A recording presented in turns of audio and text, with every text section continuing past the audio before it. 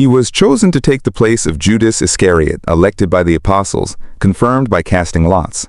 Matthias became one of the 12. And then he vanished from the pages of Scripture. Who was this man? And why is his story veiled in silence? And they cast lots for them, and the lot fell on Matthias, and he was numbered with the 11 apostles. Acts chapter 1, verse 26. After Jesus ascended to heaven, the 11 apostles knew something was incomplete. The number 12 wasn't just symbolic. It represented the 12 tribes of Israel, the foundations of God's new covenant community.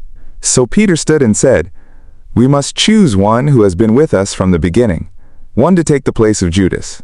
2 names were brought forward. Joseph called Barsabbas, a man with a good reputation, and Matthias, a faithful follower, but little known. The disciples did something bold. They cast lots, and the lot fell on Matthias. This was no game of chance. In the Old Testament, casting lots was a sacred act, an appeal to the will of God. Matthias was chosen by divine appointment. He became one of the 12, a witness to the resurrection, a pillar of the early church, and yet we never hear his name again in the entire Bible. Some say he faded into obscurity. Others believe he preached the gospel in Ethiopia or in the region of Cappadocia. Early church traditions whisper about his martyrdom, stoned and then beheaded for the faith, but Scripture is silent. Why?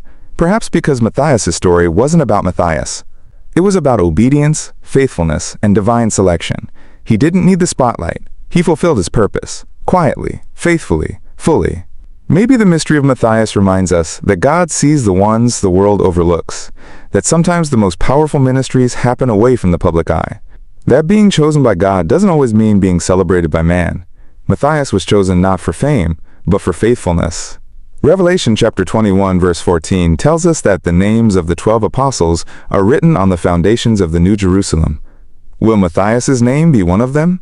We may not know all his works, but God does, and that's what matters most. Subscribe for more biblical mysteries, forgotten figures, and spiritual insights.